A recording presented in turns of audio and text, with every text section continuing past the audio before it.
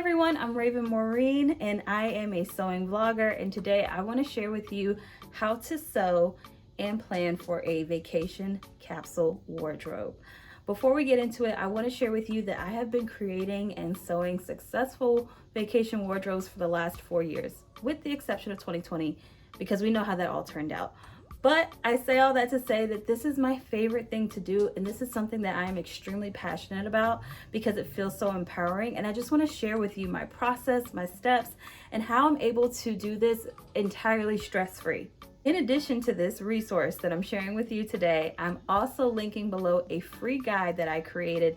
That way you have a complete checklist of everything that we talked about in this video. That way you can be successful in making your vacation wardrobe. There's a number of reasons why I love to sew for vacations. One, there is no one else wearing your outfit while on vacation, so knock that off the list. Two, it is extremely empowering to make something that fits so close to your body and whatnot. Like when you're making a bathing suit and that bathing suit works for your body and it is not manufactured and you didn't have to cry and beg and scream for something to fit your body and it just works, like that's probably one of the best feelings in the world if you ask me. And it's just a major flex if you know what I'm talking about. So let me tell you my steps to how you sew and plan successfully for a vacation wardrobe. So let's start with an origin story here. Back in 2018, I decided that I wanted to go to New Orleans for my birthday. Okay, cool.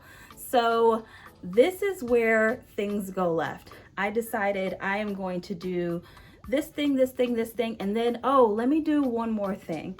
And that one more thing was a blazer dress that I was determined to sew up in 3 days. Mind you, I have never sewn a blazer before in my entire life before that date. And I just decided that I was just going to do that.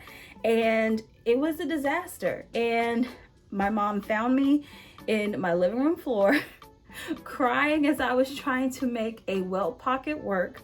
And it was 4 a.m. and we had to leave in 2 hours. And my mom literally had to peel my hands away from the sewing machine.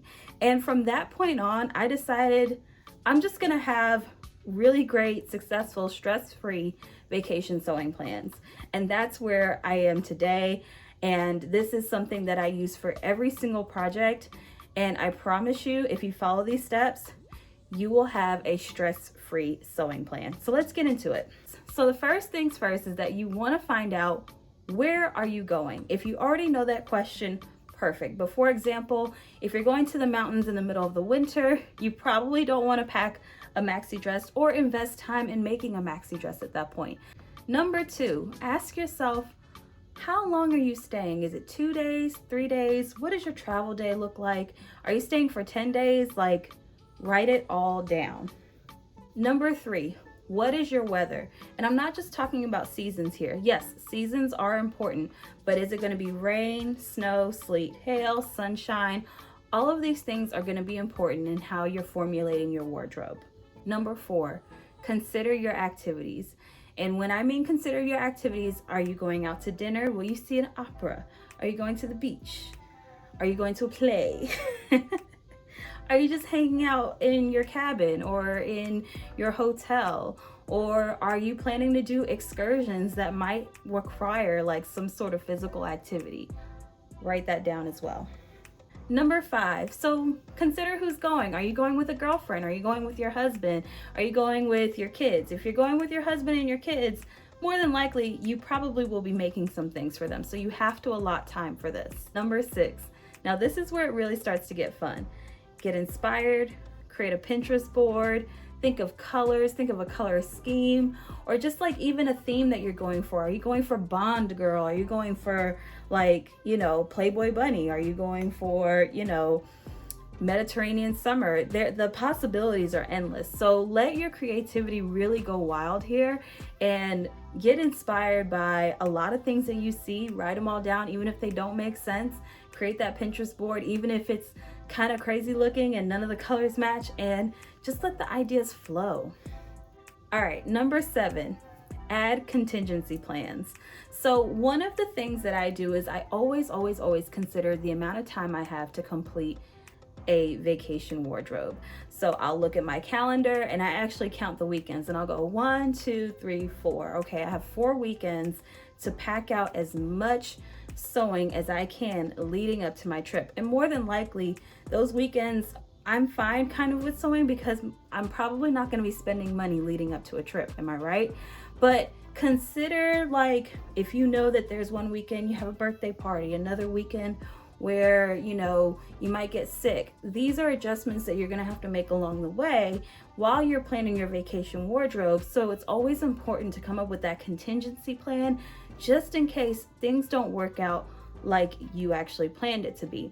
And in that contingency plan, you definitely want to come up with outfits that maybe you have bought from the store that you really love and you really want to wear. Or if you are just totally committed to making a 100% MEMADE vacation wardrobe, start picking out things from your closet that will make sense in that trip. And here's another thing. If you are someone who has made a ton of separates, start looking at your separates in that time frame and then start building on those. That way you have outfits. Use this time to mix and match. Number 8, think about your comfort level. I know that when I first started really like sewing and whatnot, I was just like excited that like I completed the project. Like I never considered like, oh, do I not have enough arm room in my sleeve? Or like, you know, why is this bunching right here? I was like, I don't care. I made it. It's done. But then as I started to wear my clothes more, I started to realize that comfort is key. And to be honest with you, I got a little older and I got tired of my clothes not fitting the right way. So I say all that to say that when you are making things for vacation, because you're packing your clothes away and you may not have additional outfits to change into because your full closet isn't at your disposal, comfort and how you're feeling in your clothes is going to be at a peak. You want to make sure that you feel just as comfortable, confident even as possible. And that leads me to my next point. You want to use patterns that you've used before. That way, one, is it not only easier to sew, but two, you already know how it fits, especially if this is your first time doing this, or even if you're in a serious time crunch or a bind. Okay, so this is where it really starts to get fun. You've considered your weather, your season, where you're going, the amount of days, your activities, you have your Pinterest board, you've picked out your patterns. Now it's time to gather everything together and add that into your plan that you have for sewing. So I always recommend that you start with something easy that you know that you're going to want to bring on this trip. For instance, when we go on our honeymoon, I'll likely start with just an easy breezy summer dress just to kind of like get me in the mood to sewing and whatnot for that level or that amount of sewing for a trip like that. You want to use your time and your colors wisely, and by that I mean that if you have a serger and you like to keep white thread in there and you have something that's red that you know you're going to have to change out that serger color, I would recommend sewing all of your white things first and then changing that serger color and going into that red thing last. That way you're not going back and forth. And while we're here, let me just say you may want to bring out that additional sewing machine if you have one. That way you can just kind of keep thread in one machine and keep thread in another machine, especially if it's 2 different colors or 2 different projects. One thing I forgot to mention is that while you are gathering your items and getting inspired and writing things down, don't forget to sketch and document your process if you want to. You never know who you may inspire, or even if you want to refer back to those notes later. And as you approach your deadline to get things done, don't forget to continue watching weather patterns. When I was in New York, or when I was planning for my trip to New York, I was watching the weather patterns continuously because they kept calling for rain on certain days. And so I made sure I was aware of that, and I actually scaled back the amount of things I was going to sew and started considering the rainy day gear that I was going to bring instead. So luckily for me, I did bring a MEMADE raincoat and a MEMADE hoodie just to kind of keep that commitment to myself. And then I actually brought an oldie but goodie jumpsuit along just in case I felt like, you know, maybe the weather isn't the best, you know, and I didn't want to spend the additional time in my sewing room making something that I may or may not get to wear. So this is one thing that my in-laws taught me, and I think it is one of the cutest things, but it is incredibly smart. And this is have a dress rehearsal. Again, you are not going to be near your closet. You are making things, tensions are high, you want it to be perfect. And all I can say is make sure you have a dress rehearsal. Try on everything that you've made for yourself. If you've made something for like your family or your husband, have them try those things on and make sure that it fits, make sure that the zippers work, make sure that you love it, that you feel comfortable, and that it works for your activities and your days while you're on vacation. So can I tell y'all that I think this was like 21, I think. We did our first cruise after the pandemic, and I was so excited to make all of my clothes that I made all of these clothes like that were super over the top for the cruise, and I forgot to pack something that was comfortable because I just wanted to like wear all of these me makes. Let me just tell you, I don't care if you made it or if it's store bought, but you guys need to pack something that is comfortable. I think that all of us can get caught up in like, oh my gosh, I made this entire line for myself.